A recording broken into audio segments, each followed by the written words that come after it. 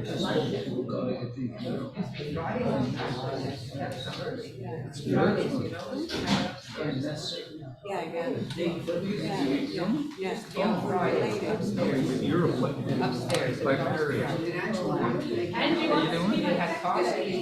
I don't hear. I have to sit close to the front.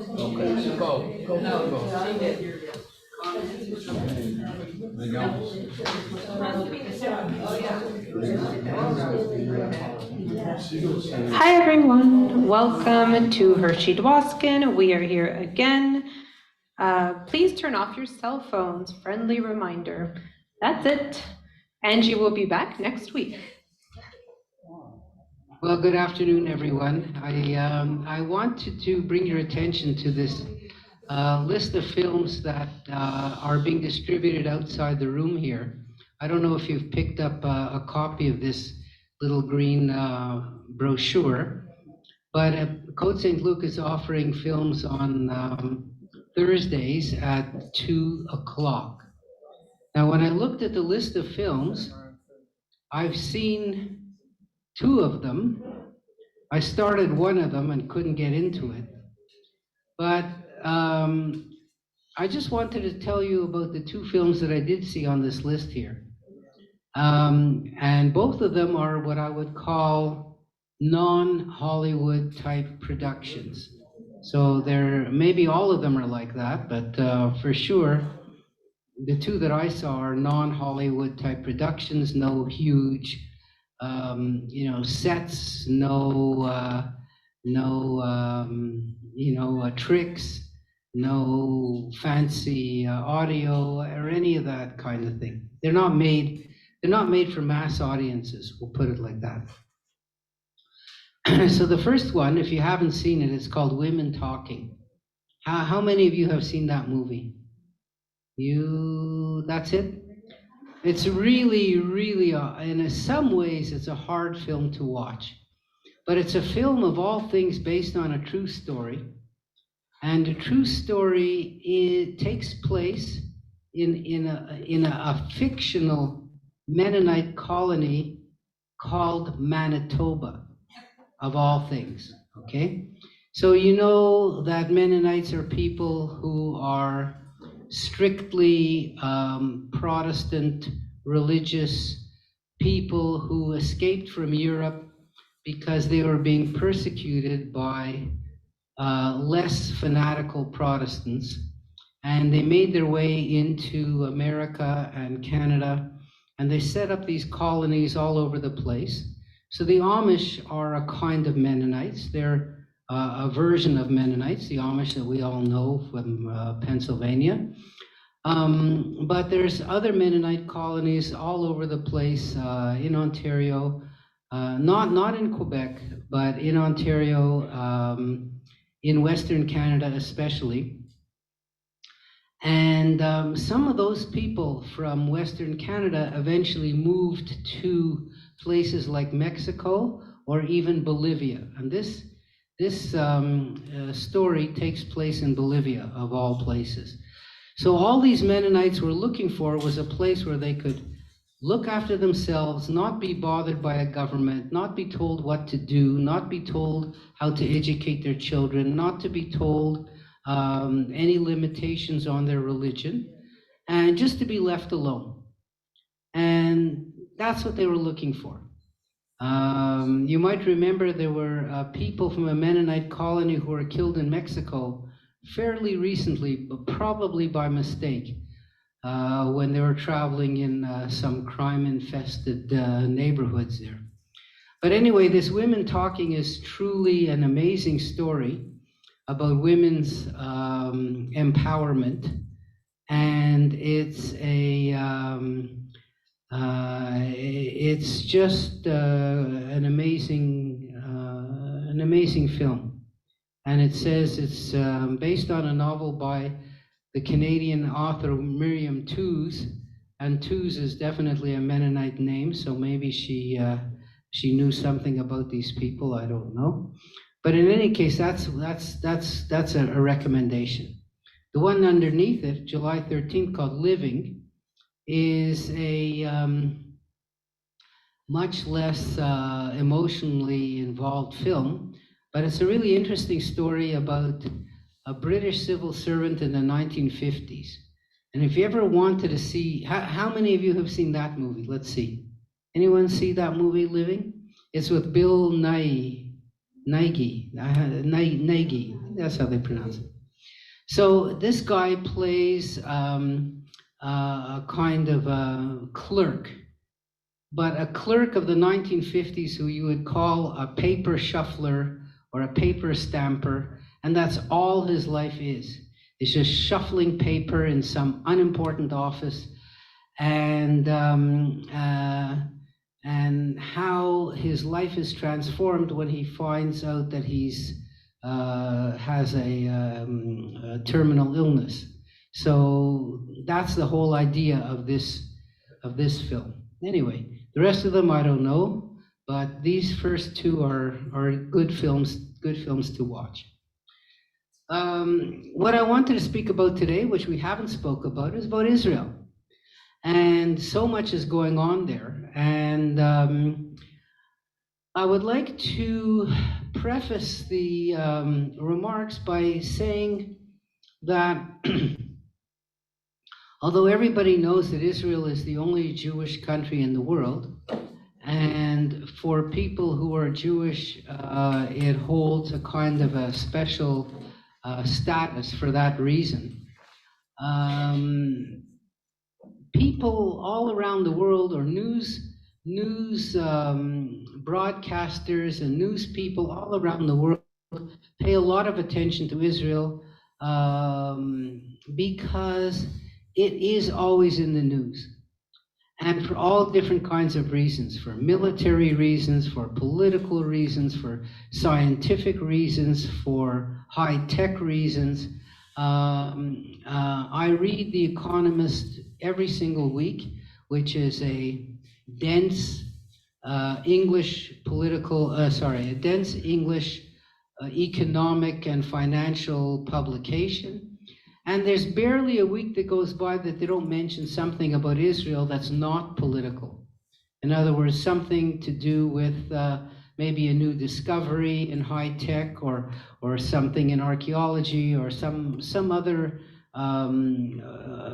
item of interest that would be of interest to their readers as a whole, and not just interest to people who are Jewish. So Israel is definitely holds a high place in the category of newsworthy places.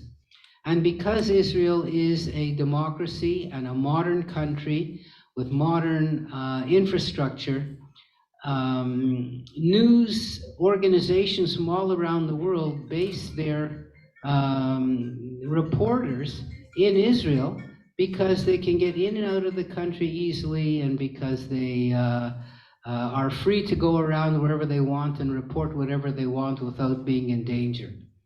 And therefore,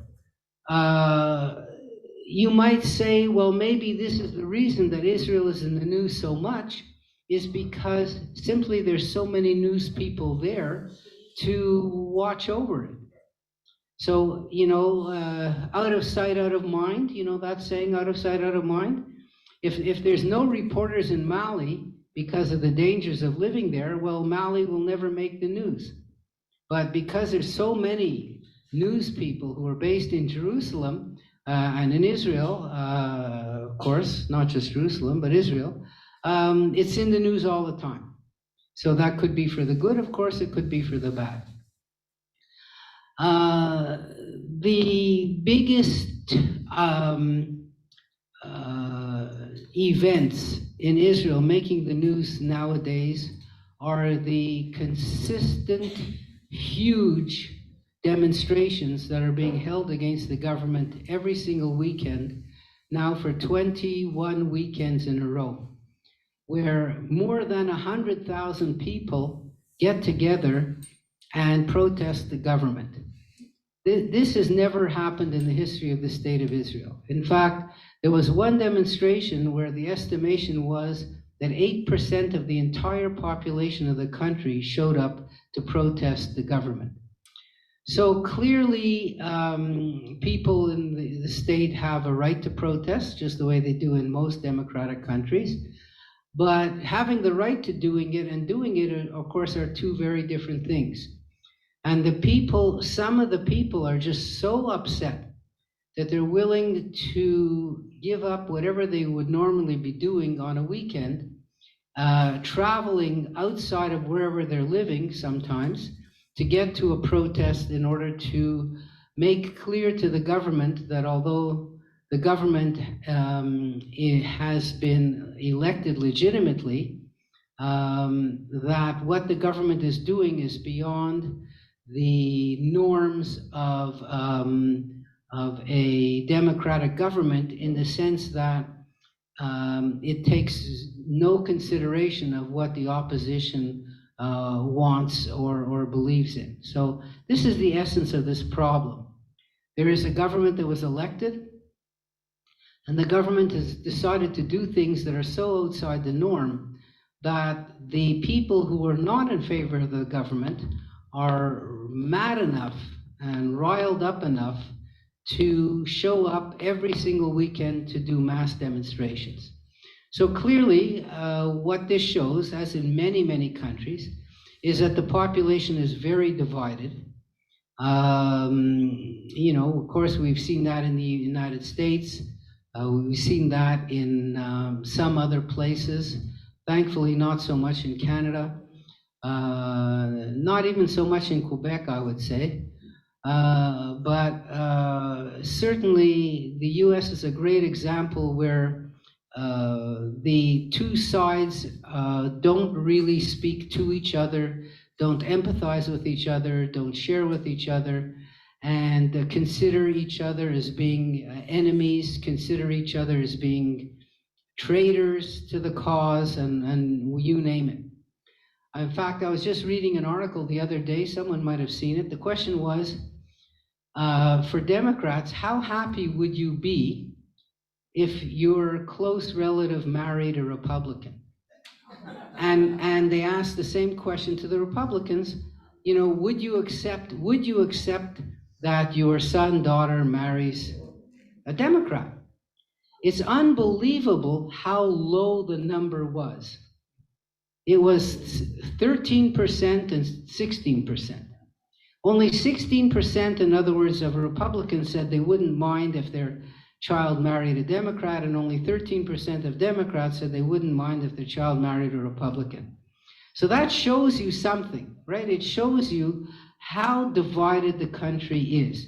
Because if you ask the same question here, you know, would you mind if your child married a liberal or a conservative? Is like, people would look up their eyes. What a dumb question. Like, you know, is that all that matters? I mean, you know, doesn't it matter more, you know, all the other qualities that the person might have are way more important than whether they'll vote for the liberals or the conservatives. It's like, it would be a joke. Most people, if they were asked that question, would say, you've got to be kidding. That would be the answer. But as we know, and we have long known and has been written about, the State of Israel is comprised of 4 extremely distinct groups.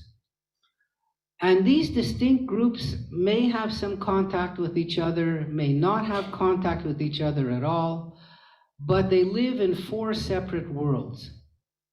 And politically speaking, these 4 groups reveal their identities in politics and in how they vote. So the 4 groups, you know, as you probably all kind of realize, would be like this. One group would be the Arab-Israeli population. The Arab-Israeli population at present is 21% of the country. This in itself is a remarkable number. It's remarkable because when Israel was set up in 1948, the Arab-Israeli population was only 10%. Now, if you consider all the 75 years that have passed between 1948 and today, there was practically no immigration allowed by Arabs to come into Israel. I'm not saying zero, but as close to zero as you could possibly imagine. The idea was, of course, that all the refugees who left Palestine during the War of Independence had no right to come back. And to this day, those people who left are still living outside of Israel, some in the Middle East, some all around the world. Those are the people that are classified as refugees by the United Nations. On the other hand, Israel passed a law in 1950 saying that any Jew who wanted to come to live in Israel could come to live in Israel. And the definition of a Jew was somebody who had one Jewish grandparent. So they picked that definition not out of the air, but because the Nazis used that definition as somebody who would be killed. If you had one Jewish grandparent, you were considered Jewish enough to be killed. So that's what Israel did. So imagine all the years of immigration coming into Israel from Europe, from Russia, from South America, from North America, from Ethiopia, from India and the Middle East, all the Middle Eastern countries, especially from Morocco, Tunisia, Egypt, Iran, Iraq, all of the Jews who left these countries who came to Israel added to the population. And yet somehow the Arab population increased from 10% to 21% when they were allowed to have no immigration at all to come in. So it means either that very, very, very few Arabs leave Israel, which is true, and or that they have bigger families, which is also true. So that explains the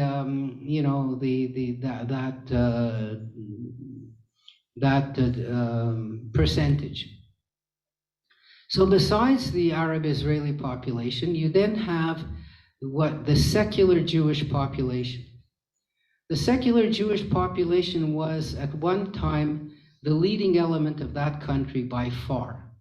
So ever since Israel, this Jewish immigration to Palestine started in the 1880s, it was secular Jewish people who were the majority.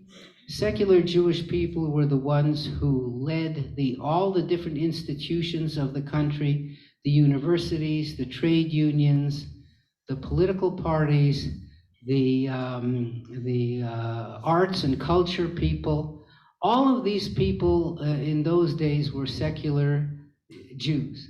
Okay? So they form an important part of the backbone of the country, but much, much, much less important than they used to be in the early days of the state. And the early days I would write up until kind of around the 1970s. We'll call it somewhere around the 1970s. So that's the second section of the population.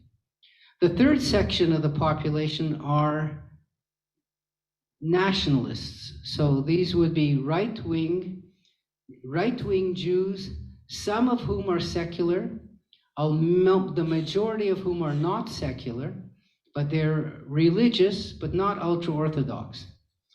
And many of these groups come from a Middle Eastern background. So Middle Eastern, like I said, could be anywhere from Morocco to Iran, and anywhere in between. So these people are nationalistic, generally speaking right-wing. It could be explained by their family's background in the Arab and Muslim world, where they were discriminated against. They are traditional in the sense of keeping some of the Jewish traditions and holidays, but not very strictly. Okay, so that's another, we'll call them quarter of the population. The last quarter is the ultra-Orthodox and the almost ultra-Orthodox. These people grew from a handful of thousands when the state was established, up to today's number, which is about 15% of the population. So Israel's population is somewhere around 9.5 million. And so there are more than about 1.4 million of ultra-Orthodox and near ultra-Orthodox Jews.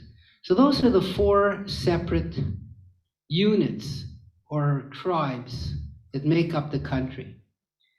And very often there's very little contact or interrelationship between the four of them, especially between the Arabs on one side and the ultra-Orthodox on the other side. There's practically no intercommunication at all. And between the sort of secular Ashkenazi Jews and the more nationalistic, more right-wing Mizrahi or Sephardi Jews, there is interaction, there is intermarriage. But the two sides are definitely still very distinct. And so knowing these facts helps you understand the basis of the government and the basis of the huge amount of protests that are going on today. So for background, Mr. Netanyahu, we all know him. He is the son of a history professor, very well-known history professor. His family came from Eastern Europe to settle in Israel.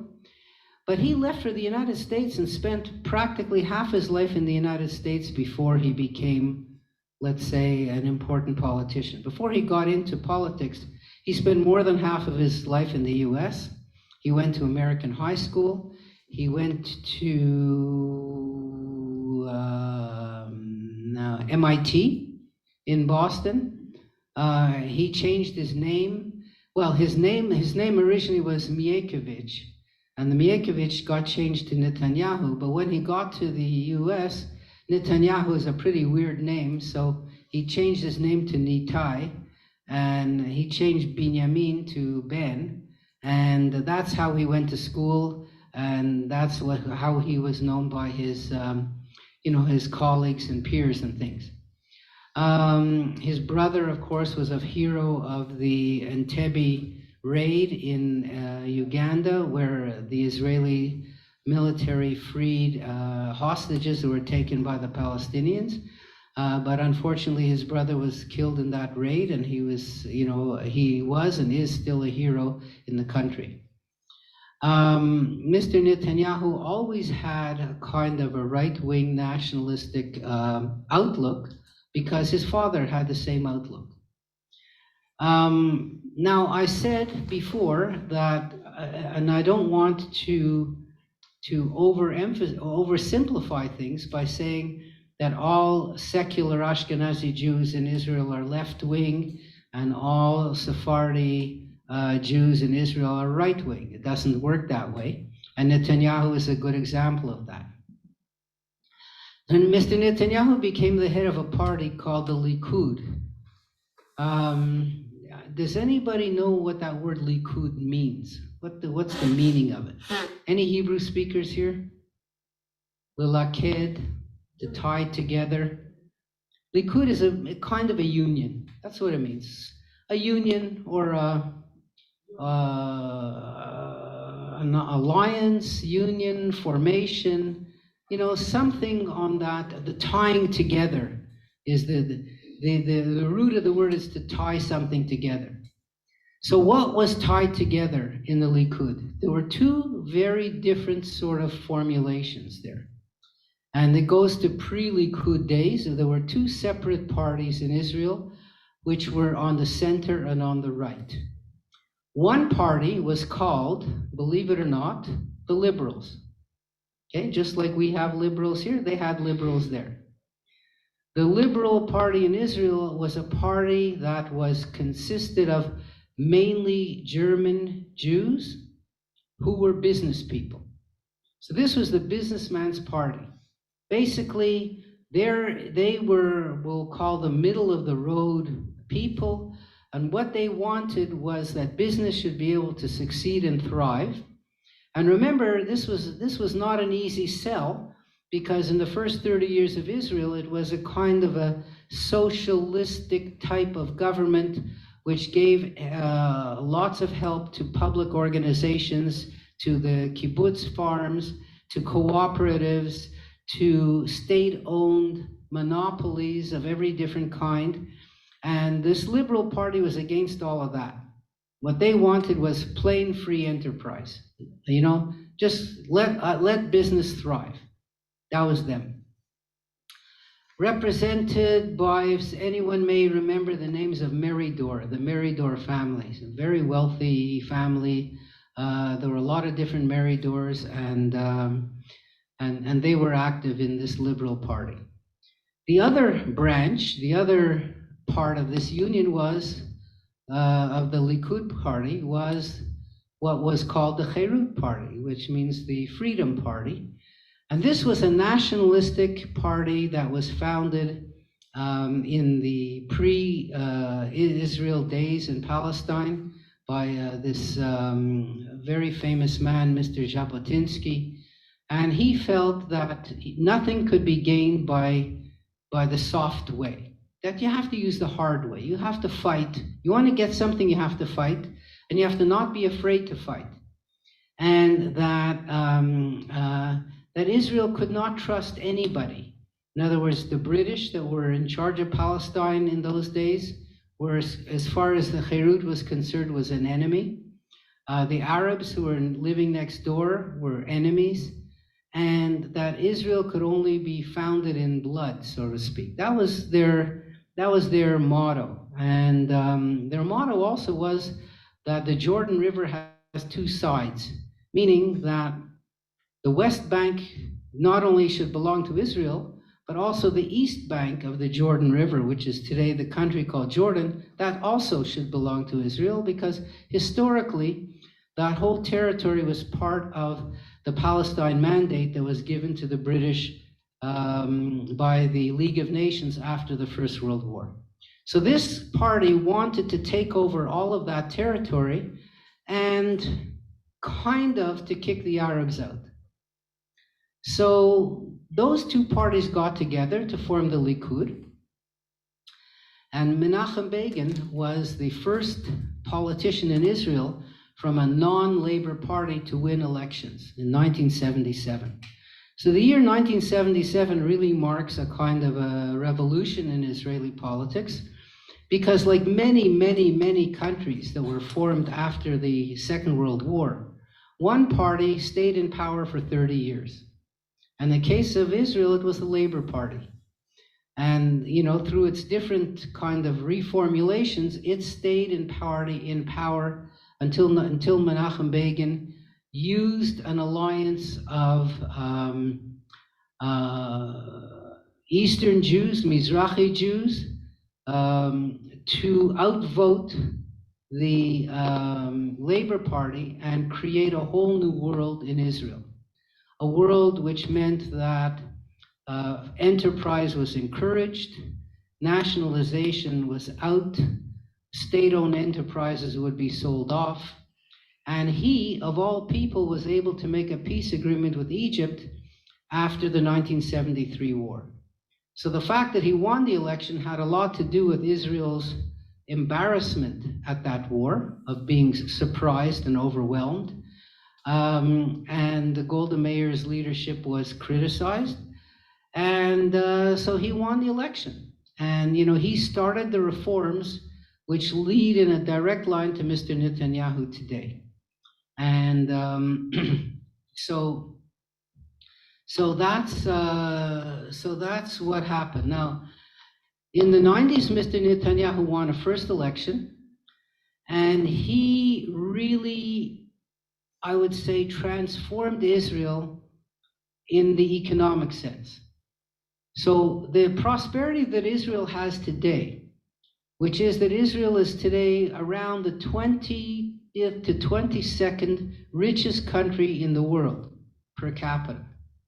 It's got an economy that's somewhere in the $7 trillion worth of production. that economy, the country that everyone looks up to these days, a country where China sends their sends their representatives to, where all the high-tech industries in the U.S., Intel, Microsoft, Google, Apple, all of the names that you know so well, they all have huge representation in Israel because they know that amazing things come out of that country. So you could say that it was Mr. Netanyahu who started the ball rolling. And what he did was he liberalized the economy to the point where the natural free enterprise was able to take off in the country. Now, it's interesting that Israel is not this huge economic success that you might have thought of when I just started speaking, because their labor productivity is very low, much lower than in Europe. In other words, what people actually work or manage to do in a day is not all that much. And they still have quite a lot of inefficiencies in the country and a huge, huge high cost of living, which is among the highest in the world.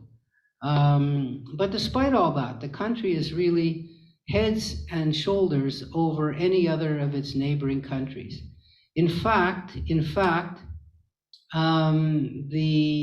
per capita income in Israel is quite similar to the per capita income in Germany. It just gives you an idea of how far ahead the country has moved in really a relatively short time, meaning since about the 70s or late 70s or early 80s, we'll say. There was a crisis in the 80s, so we'll bring it up even to the 90s. And a lot of that success is due to the immigration of Russians who came after 1991, when the Soviet Union broke apart. 1 million Russians came to live in Israel. And at the time, Israel's population was only around 6 million. So imagine having 1 million people show up in a relatively short time, with all of the pros and cons. But these people had a very educated background. These people were willing to settle in the country and to sort of give out their contributions to the country. And in the few years once they got absorbed, a lot of them went into the scientific and engineering fields, and that's where all of these advances are being made. So in other words, Israel almost has two economies. It has a science and engineering based economy on the one hand, and it has the regular normal type economy on the other hand. Now, because it's such a small country, it had no natural resources to speak of. There was nothing special about the country. Like oranges that they were exporting when we were young. Like, who needs Israeli oranges? They're much better in Morocco and much cheaper there. So Israel kind of tried to move away from it. At first, they had the idea we should be self-sufficient in everything. They should have a textile factory and a clothing factory. But, you're only dealing with, at the time, 5 and 6 million people. Like, what do you need a textile factory for? You could buy the stuff from Taiwan and from who knows where, at a quarter of the price. So all of these inefficient industries got closed down under Mr. Netanyahu's rule, and were pushed to do innovation in agriculture, innovation in tourism, innovation in the high-tech sector, the scientific sector, et cetera, et cetera, et cetera. So the country was transformed in that way. Not all at once, obviously, but over time that's what happened. Did you want to ask a question? No. Okay. So now I'm going to bring us up to date, much more up to now. And I should say, and it's so important to understand, that a country's political system has to match the people that it's serving. If it doesn't, then you have a mismatch between the two elements, how the leaders are chosen and who does the choosing. From the very, very, very beginning of Israel's existence, Israel decided to go with a proportional representation political system. And that simply means that you get the same percentage of seats as you get the same percentage of votes. It's the most basic democratic system that exists. It solves a lot of problems and it creates a lot of problems. The problems that it solves are that it's purely representative of the people in the country. So if a party gets, say, 8% of the vote, they get 8% of the seats. If they get 10% of the vote, they get 10% of the seats, etc. Right? It's as basic as can be. This system was in use in Western Europe quite a lot before the Second World War and somewhat after the Second World War. The reason why it's so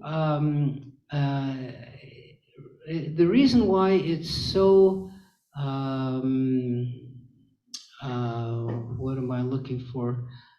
That it matches Israeli society is that there are so many different opinions and factions in Israeli society, as I was mentioning before, right?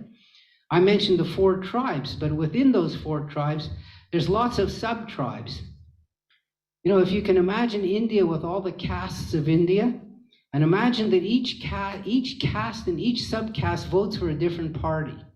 Well, then you would need hundreds of different parties to represent everybody equally and fairly. And that's the system that Israel agreed to at the beginning. So that's the advantages, is that you can pick a politician. You never have to compromise. You never have to say, oh, I like this, but I don't like that. I agree with this, but I don't agree with that. You can find a political party that matches exactly what you believe in, and you vote for that party. That's the way the system was set up.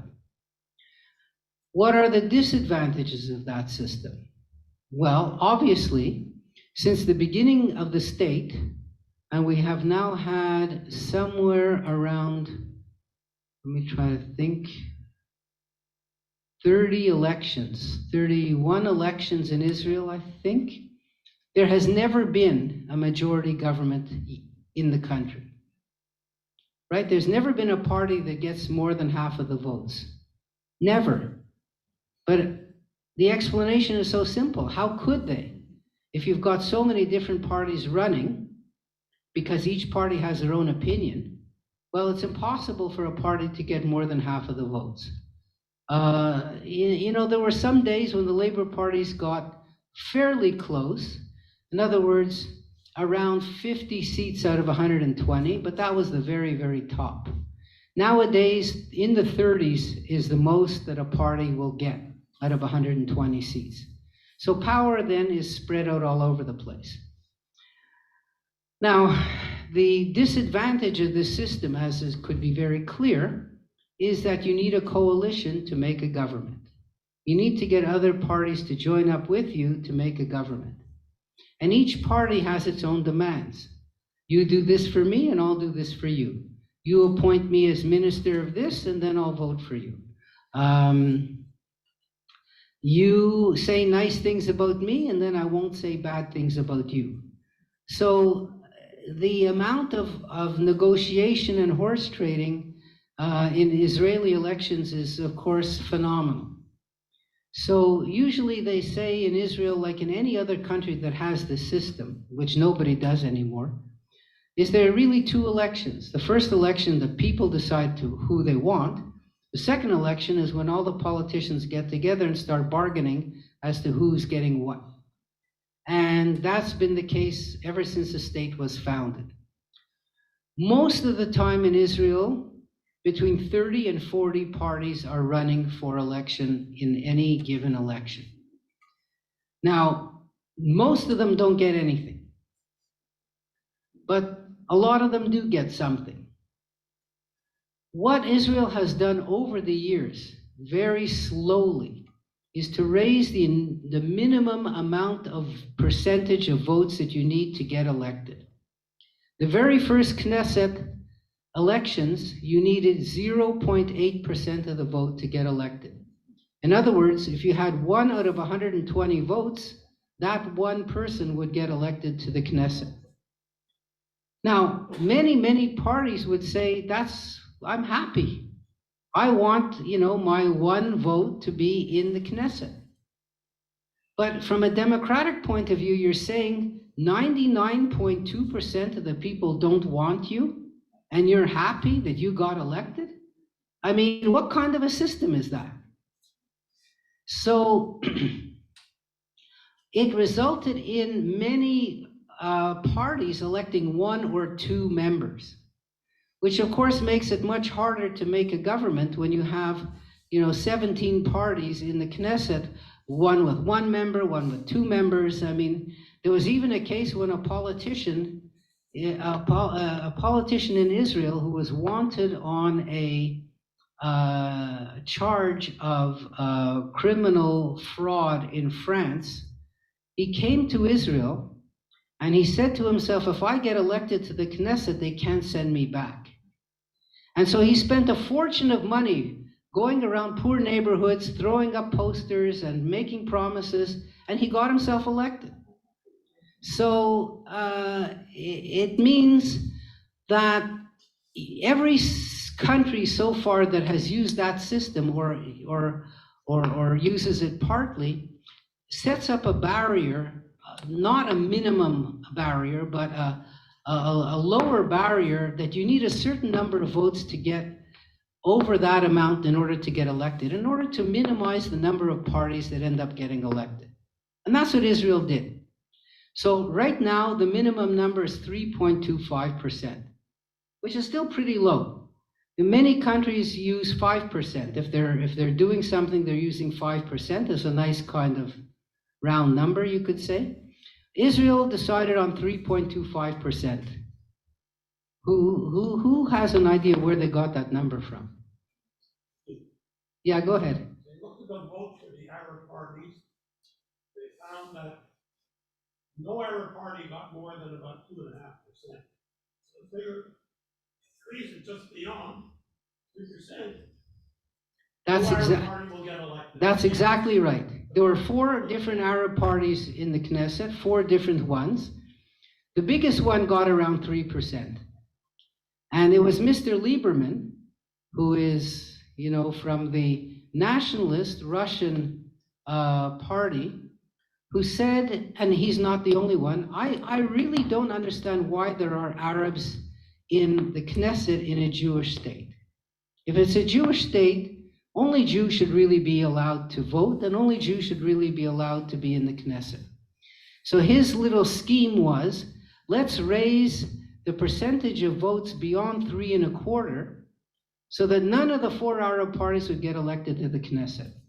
Of course, it was a dumb move, because all that happened was it encouraged the 4 Arab parties to get together on one list, called the joint list. And in the next election, they got more seats than they ever had before when they ran individually. So much for that little scheme. But it's still in place, the 3.25%. And as I will tell you, that was a very crucial number in this last election. So that's how the system works, okay? Now, do you get to vote for a person or do you get to vote for a party? Only for a party. Because you only get to vote for the party because there are no districts. You're not electing anybody to represent you. You're voting for a party. Before the elections, the party puts out a list of people in order from 1 to, could be 120, could be from 1 to 10, could be from 1 to 4. However many people they want to put on a list, they put on a list. If the first 3 names are voted in, those 3 names are the ones who get to go to the Knesset. If, in other words, a party gets 10% of the vote and they get 12 seats, so the first 12 names on the list are elected, the 13th name is not elected. That's how it works. How do you choose who goes on that list and in what order they are? That's where the politicking comes in. That's where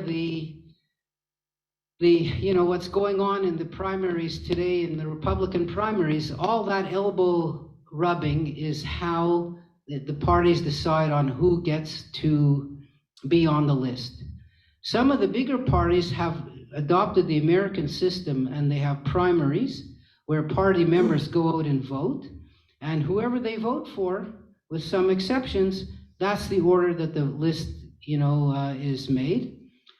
A lot of other parties don't do it that way. The chairman of the party picks the list, like in Mr. Lieberman's case, his party, he picks everybody on the list, he puts them in order, and that's the end of it.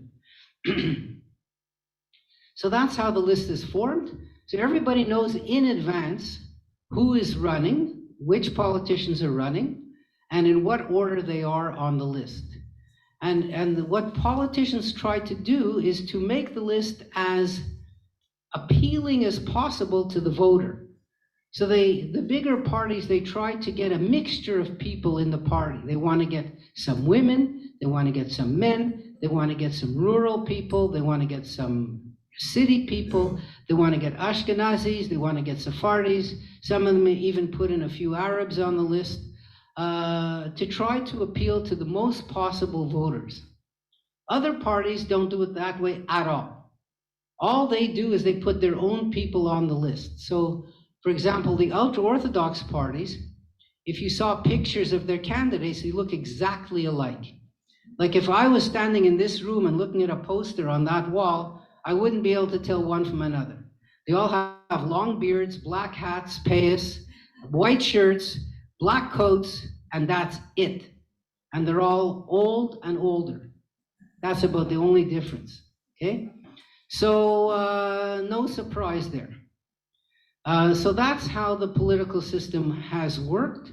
They tried once electing the president, the prime minister directly, but keeping the same system, it didn't make any sense, and they went back to the old system.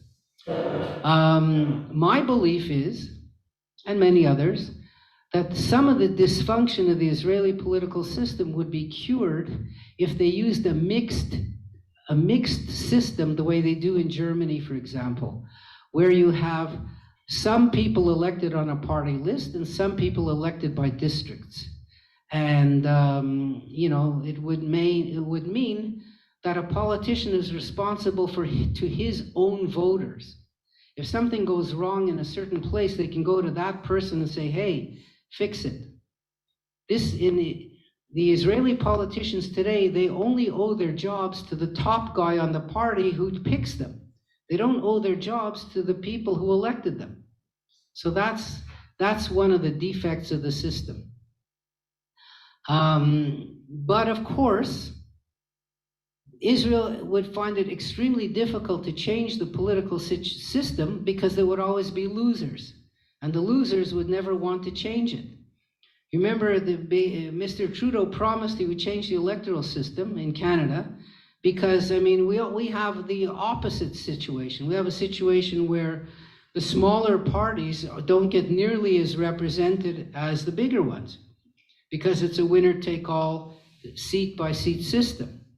So, for example, let's say the NDP wins 15% of the vote. They don't get anywhere close to 15% of the seats. Or the Green Party, which wins somewhere like 5% of the vote, they don't get hardly any seats at all. And 5% of the seats in Canada would be somewhere around 17, 18 seats. 5 times 320, 330 is 16, something like that. So we have the opposite system. We have a system where the encouragement is only for big parties, and small parties get basically nothing.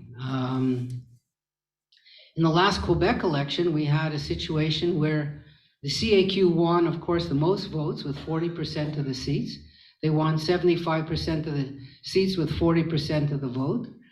But among the 4 opposition parties, they all got the same number of votes. They all got 14% of the votes. The Conservative Party got no seats. The PQ got 3 seats, or 1 by fluke, I'd call it 2 seats. The Liberal Party, they got a lot of seats matching their vote because their vote is all concentrated in certain areas. And the Quebec Solidaire also the same thing. So there's a mismatch in our system. Our system is not the best either. There's a mismatch between what the voters want and what the election results are. In Israel, the mismatch is not between what the voters want and what the election results are, but it's the result of what the voters want leaves the country with a paralyzed political system where so much negotiating and so much promising has to go on that it's inefficient, dysfunctional, and very expensive. So if I give you an example about expensive, the government of Israel today has 64 members out of 120. That's not a big majority. Of the 64 members, do you know how many have been named as ministers in the government? 31. They have 31 ministers. They have more ministers than, I don't know what, than UK. They have more ministers than we have. They have a minister of everything, because everybody had to become a minister in order for him to agree to vote for the government. And being a minister means you have a budget, you have a car, you have security, you have secretarial staff, you have God knows what, free coffee, who knows what you get as a minister, right? You're a minister after all, you know. So that's it's actually the second highest number of ministers. One of Netanyahu's governments had 36 ministers. So, that's the result. In other words, you get what you pay for. If you want this type of proportional representation system, you're going to get the dysfunction that this brings. And that's why countries which used to use it, like France and Italy and other ones in Europe, they've gone away from it. Or they use a mixed system, like New Zealand today uses a mixed system. New Zealand was once just using our system, and they found that undemocratic, so they added in a proportional system. So a combination of the two is the best, anyway. So now let's come up to more or less up until today. Well, not to today, but let's go a little bit backward. I just want to check my watch, because I'll continue this maybe next week. So there was a time when Mr. Netanyahu was in power, but he held a very thin majority of seats, like 61 out of 120.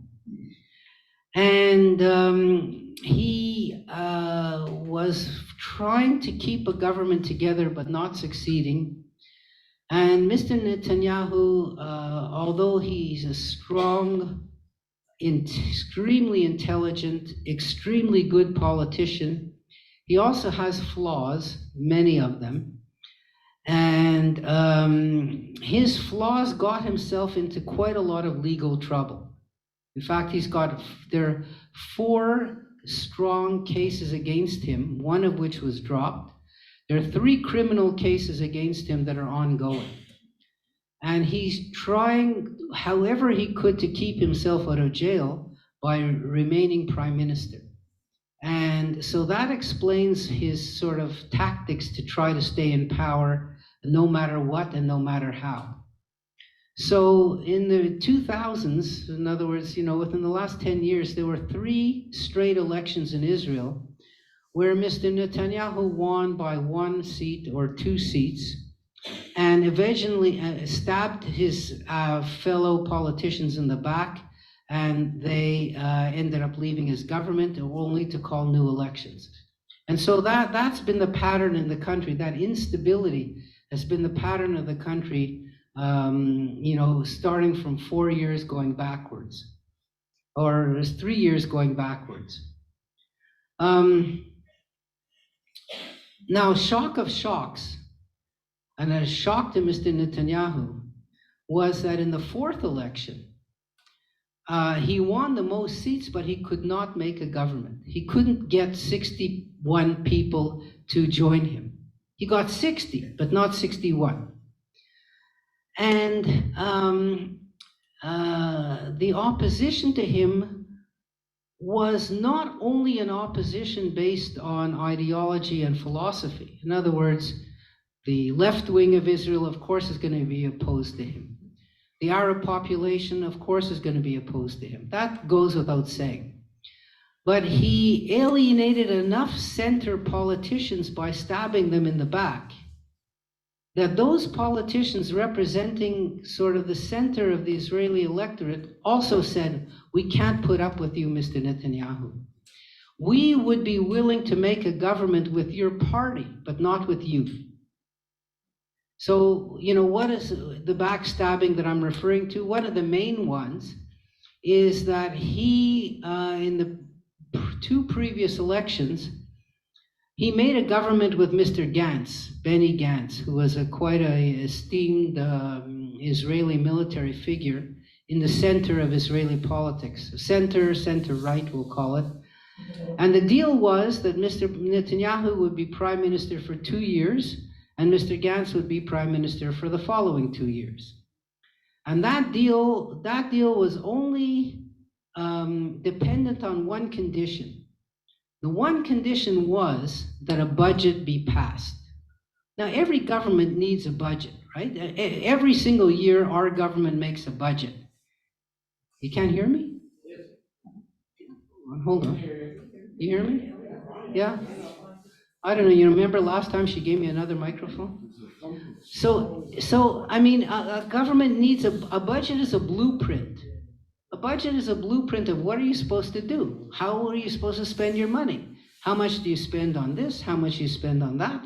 It's normal. Every government has to pass a budget. In Canada, if the government doesn't pass a budget, the government falls. That's how serious it is. You know what Mr. Netanyahu did? He did not pass a budget for 2 years. The reason being that once he passes the budget, in 2 years, he would have to then give the leadership of the country over to Mr. Gantz. And he just said, I'm not doing it. And, you know, so the country was floundering around for 2 years without a budget. The government didn't know what to do or what to spend. He said, well, just do whatever you did last year. You know, that kind of attitude. So in other words, he was harming Israel to save himself. Basically, that's what his whole strategy was. And Mr. Gantz said, okay, that's it. So when the new elections came, and Netanyahu asked Mr. Gantz to join him again, he said, forget it. No one's joining you. You know, no one is joining you. And so the opposition did a most unbelievably amazing accomplishment to make a government the last time, with Mr. Bennett as the prime minister. You remember he was prime minister for a year and maybe 2, 3, 4 months. Mr. Bennett only had 7 seats out of 120, but they named him as a prime minister. Now think of what a statesman he was to accepting a prime minister, and what a statesman Mr. Lapid was, who was the largest opposition party, to offer him to be a prime minister. Now, Mr. Lapid made the same offer as Netanyahu did. He said, I am the biggest party, but I agree to be prime minister for the last 2 years, and you could be prime minister for the first 2 years. So that's a really generous offer to a party that only had 7 seats in the, you know. But the reason why Mr. Lapid wanted that was because he said Mr. Bennett is the most right-wing nationalistic politician in my whole group. So if I could get him to be the leader of a moderate government, right, then it would be hard to criticize that government from a nationalist point of view. That was the sort of thinking of the, of Mr. Lapid. Now, along with Mr. Lapid, who represented a kind of a center left, no, not left, center, but secularist party. So you had a religious nationalist party led by Mr. Bennett. You had a center secular party led by Mr. Lapid. Then you had a left-wing Labour Party, an even more left-wing Meretz Party. And then you had Mr. Lieberman's Russian nationalist, but Russian and anti-Netanyahu party, because Mr. Lieberman worked with Mr. Netanyahu throughout the years, but Netanyahu screwed him also. So he said, okay, I'm not going to ever join him again.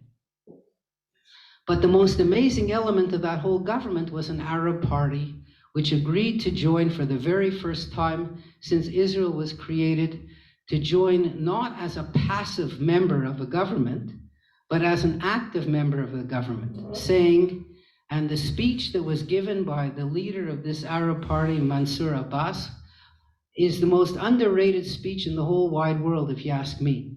He said, look, we Israeli Arabs agree and understand that Israel is a legitimate Jewish state. We accept it. What we want is to be treated as equal citizens with equal advantages in the country and not be discriminated against. That's it. That was the whole sum of his speech. But it was the first time that any Israeli Arab politician had been so clear in making that kind of declaration. Anyway, he got to be a minister also in the government. So that was the government. Now, that government only had 61 seats, okay, out of 120. What does that tell you? Not strong, right? That's all they got. Mr. Netanyahu immediately first called the election a fraud. Then he called anybody who sits with Arabs in a government to be traitors. That was just the beginning of his trying to undermine that government, which he did successfully.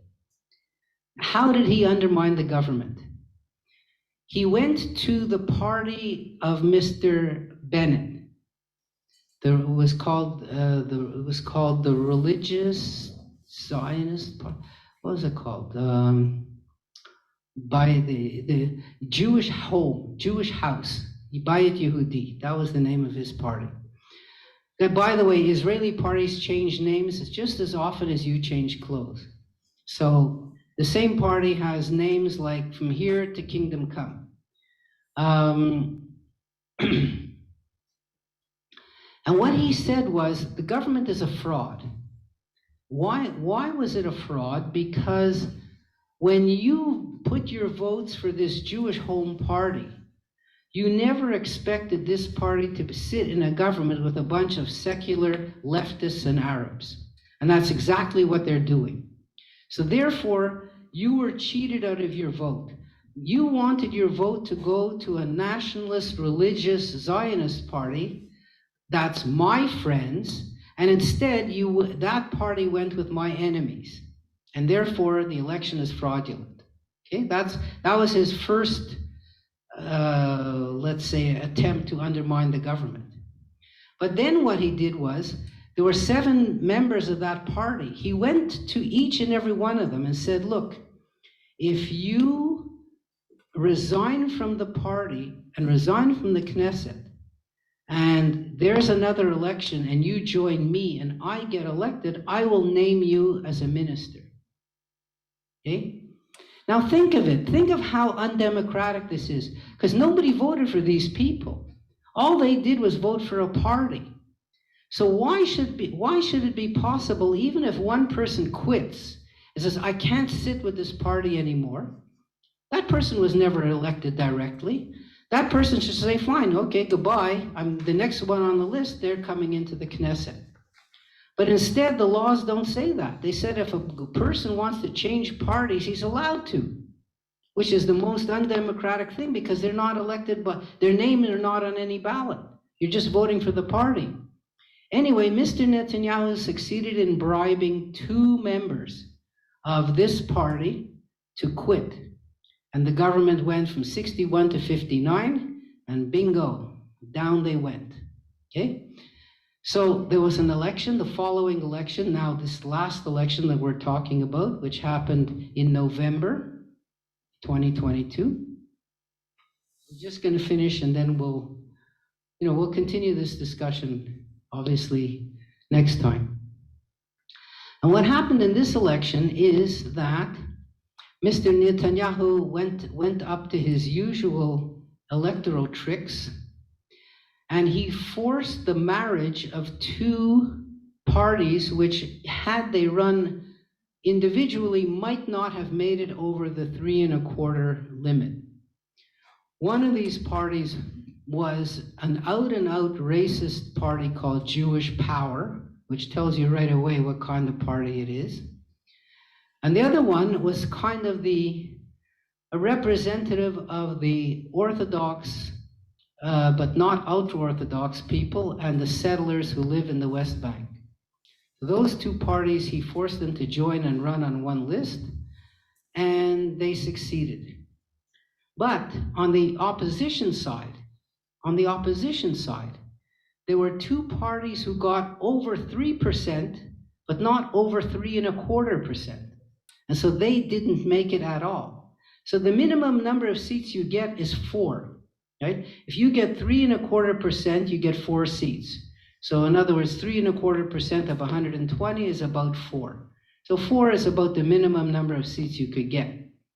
So by these parties running and not joining a bigger list, they got 0. So that means 6% of the vote for the opposition got canceled. Well, that's how Mr. Netanyahu won the election. The two parties who got under the limit were the Meretz party, which is the far left-wing Israeli party, kind of based in the kibbutz movement and kind of based in intellectuals in Tel Aviv. And they should have joined up with the Labour Party, but they didn't. And then one of the Arab parties, the most nationalistic Arab party, they didn't want to join up with the other two Arab parties who were in the joint list, and they got under the 3.25%. So they got no seats. Now, had those two parties been elected, Mr. Netanyahu probably might have won the election, but at most with 1 extra seat. In other words, 61 out of 120. But as it is, he ended up with 64. But nobody wanted to be his friend. Okay? In other words, imagine going to a dance, and you remember you guys when you were in high school and you went to a dance and you asked somebody to dance with you. Imagine if everybody said no. How would that make you feel? Well, Mr. Netanyahu made so many enemies of normal people that the only people who would say yes to him were the two ultra-Orthodox parties, one representing the Sephardis, one represented the Ashkenazis, and this racist settler combination that he kind of urged into existence, and his own Likud party. That's it, that's the government. So it's the most right-wing, the most nationalistic, the most anti-Arab party that ever existed in Israeli politics. And that's who's in power now. So all that is by introduction to explain what's going on in the country now, which we'll find out next week. So questions, now's the time for questions and comments. Just let me know, and I'm right here. Anything you didn't understand, I'm sure I made it as clear as I could. So anything you want to know. There is a website that you could look up every Israeli party that ever existed. You know how many are on that? You know how many names are on that list? 300. But there aren't 300 different opinions in the country. It's just that these parties merge, break up, change their name, merge, break up. Sometimes it's over leadership, like it's personality issues, like Moshe Dayan, for example. Sometimes it's over ideologies, which are crazy. Like at one time, there were 2 communist parties in Israel. Like, isn't one communist party enough? Now, why do you need 2? Well, I could tell you that in Greece, Greece just had an election. Did I mention it last week? I don't remember. There were at least 4 different communist parties running in the election. So, Israel did have 2.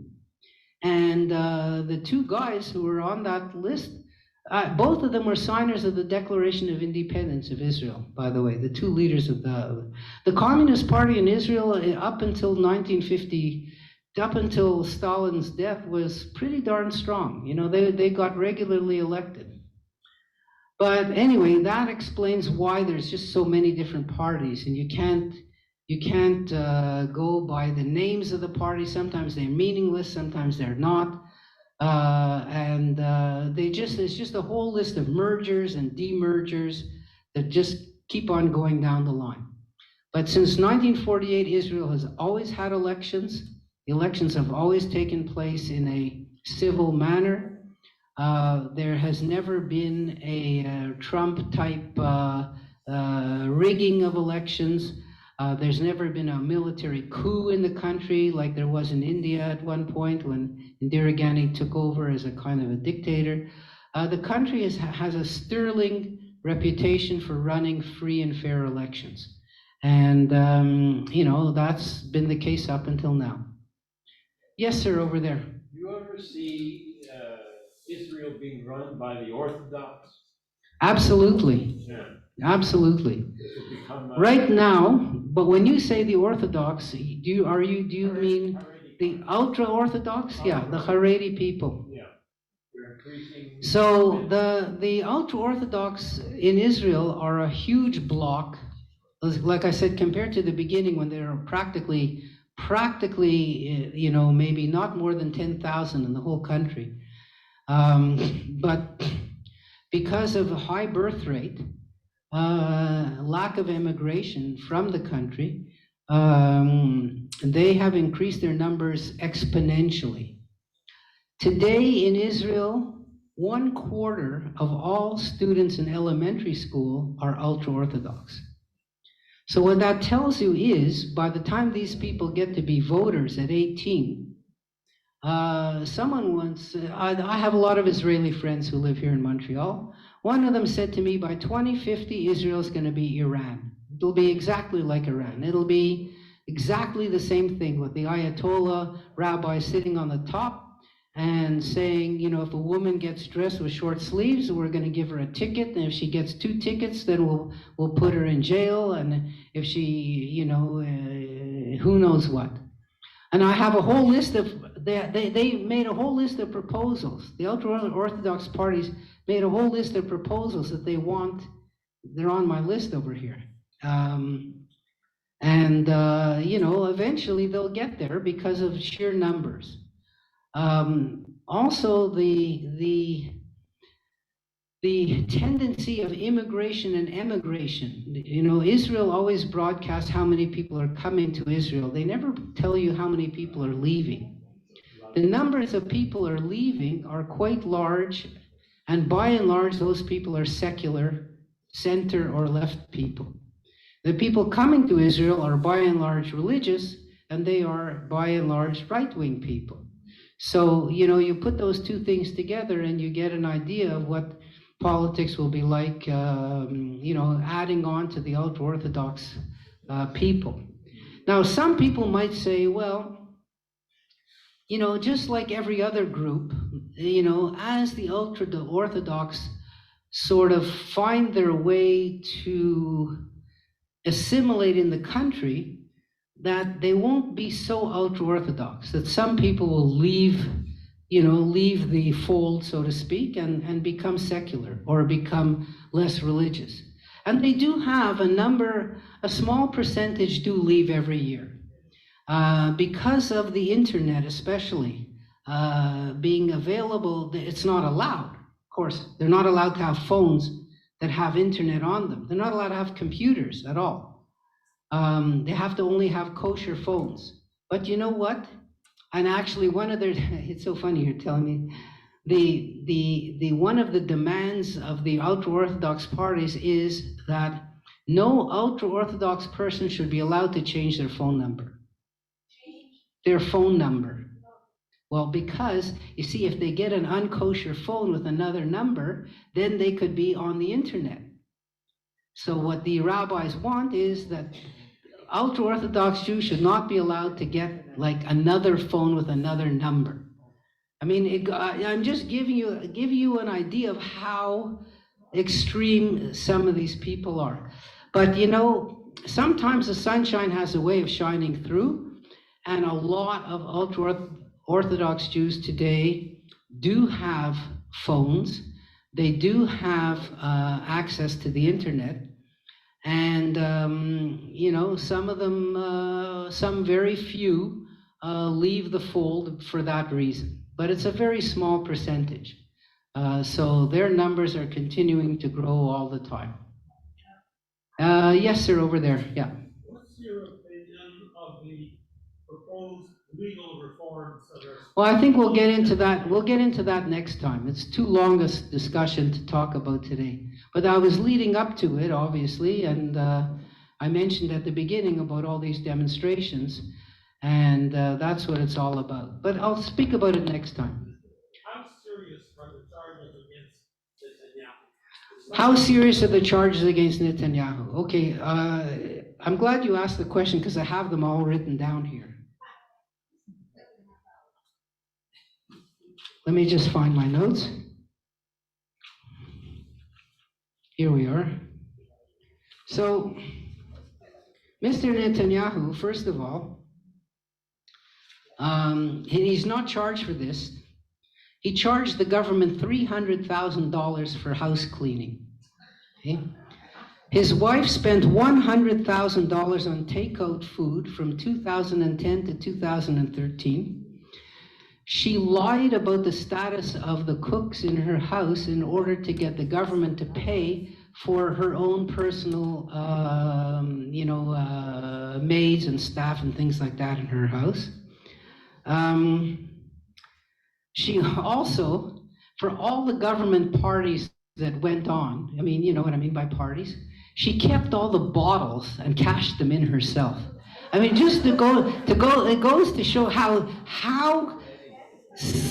skinflinty she was, how manipulative she is. She was charged and paid a fine for that. So here are the cases.